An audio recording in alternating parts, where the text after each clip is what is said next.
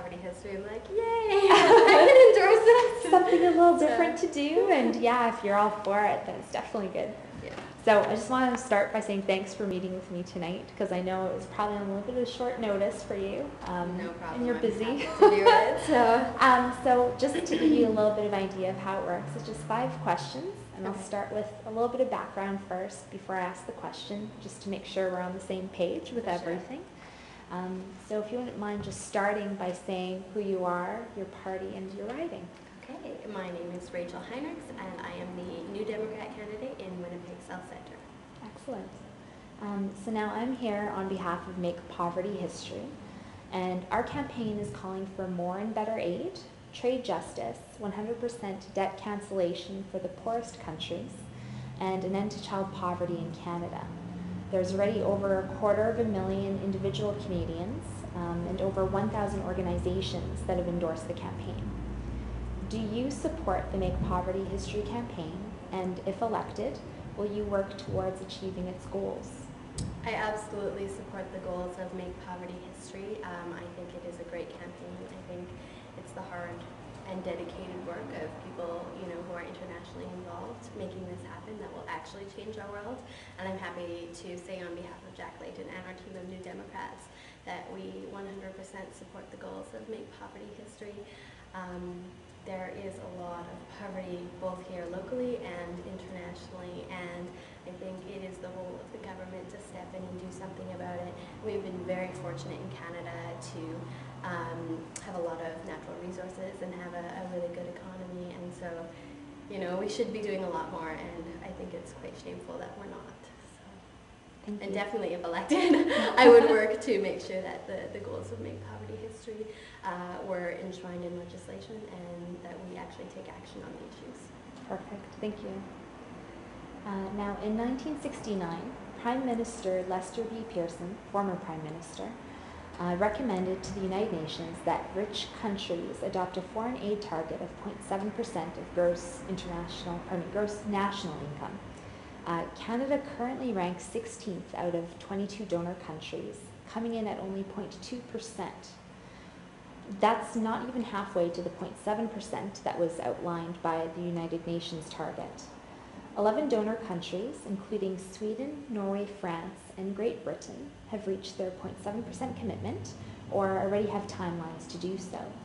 Canada, despite its robust economy, does not appear among those countries. The small country of the Netherlands already gives more aid than Canada. Now, do you support increasing our foreign aid to reach the United Nations target of 0.7% of gross national income within 10 years? I absolutely support increasing our contribution to be at least 0.7% of our GDP. It is a commitment that we have made not only to people living in poverty here in Canada, but internationally, and it's a commitment that we have to keep. The New Democrats are very, very committed to making sure that this does happen. Great. Actually, I have more. Sure. Under the Liberal government, we definitely didn't even meet half of our goal. And with Stephen Harper and his conservatism in power, we've actually seen the money that we've been giving to foreign aid actually decrease. And so now it really is time for a Prime Minister who will take action on making sure that we do live up to our commitment. And I really think that Jack Layton is that Prime Minister. In 2005, when he rewrote the Liberal budget, Jack Layton canceled the $4.6 billion in corporate tax cuts that the Liberals were giving away to big corporations, and actually redirected $500 million of that directly to foreign aid. The copies of your picture. He also Jack Layton also start that over. I got distracted. That's no problem. Jack Layton also Jack Layton was also able to get a motion passed in Parliament ensuring that our main goals of foreign aid are to help alleviate poverty and make sure that human rights protection is a main component of where we're spending our money. Great. You don't have to worry about My that. mom and my brother are coming after me. We can edit all of that. Okay. Or you may want the family in there, I don't know. That's great. So now, Moving on, in 1989, the House of Commons unanimously resolved to eliminate poverty among Canadian children by the year 2000. Yet the child poverty rate today, in 2008, is at 11.7%, which is the same as what it was in 1989. There are 788,000 Canadian children, which is nearly 1 in 8, who are living in poverty. Aboriginal people are disproportionately affected. In First Nations communities, 1 in 4 children lives in poverty. How do you propose ending child poverty in Canada? And specifically, will you work towards boosting the child tax benefit to $5,100 per child and ensuring that all low-income children receive full benefit of this program?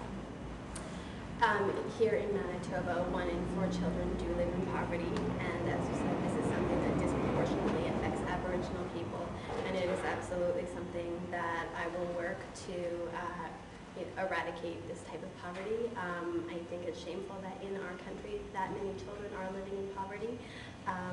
We will absolutely do everything that we need to do in order to make sure that there are not children and other people living in poverty in our country. Jack Layton and our team of New Democrats in Parliament have already been working on a number of things, including laying the groundwork for a national anti-poverty strategy.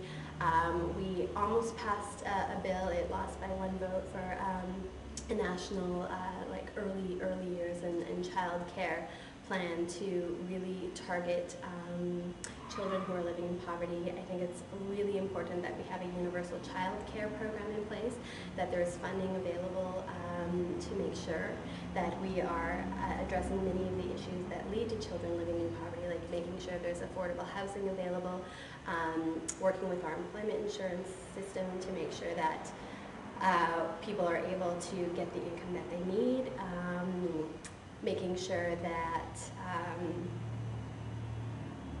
lost my train of thought. That's all right. Making sure that children everywhere in our country have access to the same basic resources that everyone else has. And I think one of the important components of that is making sure that we live up to our commitments as laid out in the Kelowna Accord to try and close that gap between Aboriginal people and the rest of Canadians. And we definitely endorse the goals of the Make Poverty History campaign in that regard. Excellent. Thank you.